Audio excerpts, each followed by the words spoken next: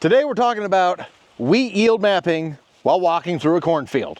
Now, why are we talking about wheat yield in a cornfield? Well, because it's windy out. It's Kansas, and it's helping cut down on the wind noise. And oddly enough, they're correlated. And I also have a question that needs answered. I'm Tyler. Welcome to J-Tech Farms.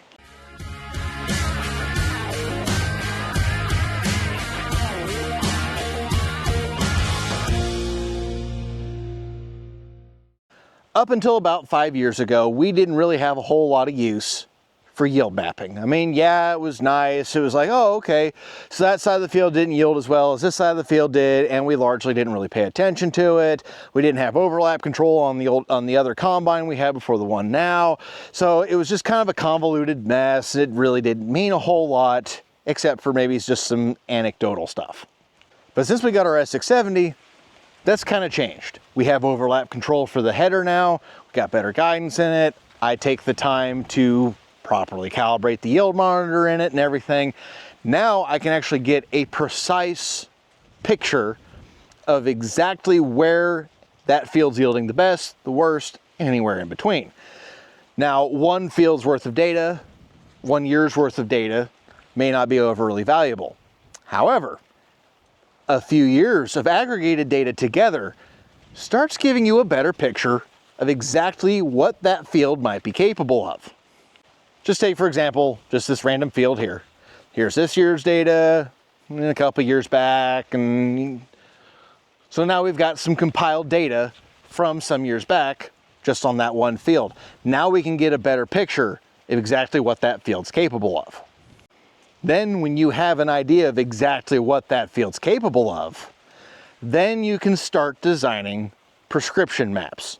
The last few years I've been experimenting more and more with variable rate applied nitrogen and other fertilizers and variable rate planting population, especially in corn, and this year I just tried it on milo.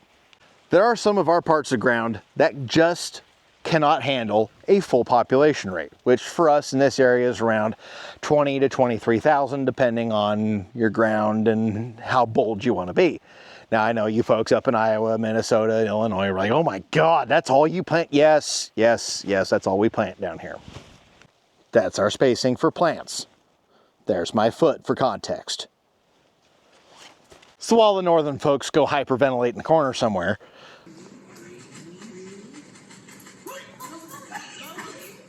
let's get back to what I was talking about before. There are some parts of the field here that can't handle 21,000 population corn, but maybe it could handle 16,000 population corn. Now that spot won't make 150 bushels the acre.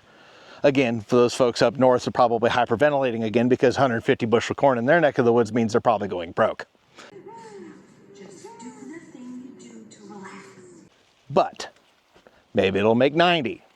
I will take 90 bushel corn over burnt up corn any day. So these yield maps are compiled all together to show what this field is capable of. So the parts of the field that consistently yield better gets a little heavier population. The parts of the field that consistently don't yield that well get it scaled way back. I think our lowest this year for population in the corn was 14,000. Don't quote me on that. I might be wrong. Hi, post-production Tyler here. Yeah, I was wrong. Our lowest population was 16,000. Can't get them all. Moving on. And like with the population, I do that with the fertilizer. There's no need to fertilize for 150 bushel corn in a section of the field that's never going to yield that high. You're just wasting fertilizer. It's going to run off, it's going to leach, it's going to soak down low. You're over fertilizing a spot that's never going to use those nutrients. So stop wasting all that fertilizer. On top of this yield data, we also have grid sampling that I do in front of the corn, just because it helps figure out, this area needs a little bit more of X, Y, or Z. We get a little better picture with the yield mapping in tandem with the grid sampling of just the overall health of the field and which spots need attention and which don't. We're trying to be more efficient and more intentional about how much of what goes where. Not every acre is the same. Stop going after it with a chainsaw and think of it more as going after it with a scalpel. This field of corn here, this is what the prescription map looks like. And we're back with another post-production note. I forgot when I recorded this video that I did not plant the corn. It was not done with my tractor, so I don't have the data for it. All that data was on the guy who planted its monitor, and I really wish I would have gotten it because it was really, really cool to look at and see the final product. So instead, what I'll load up is just a screenshot of our variable rate Milo, and you can just kind of see how it looks and just pretend that it's the corn, okay? It's been a long day. Moving on. And that lines up pretty well with the yield data for it. Now, all of this does require more work than we have had to do in years past, and it drives my dad and my uncle absolutely batty. Back in their day, they hopped in the 95, 9600, took out the cheat sheet, went, adjusted the rear end. It was about right, send it.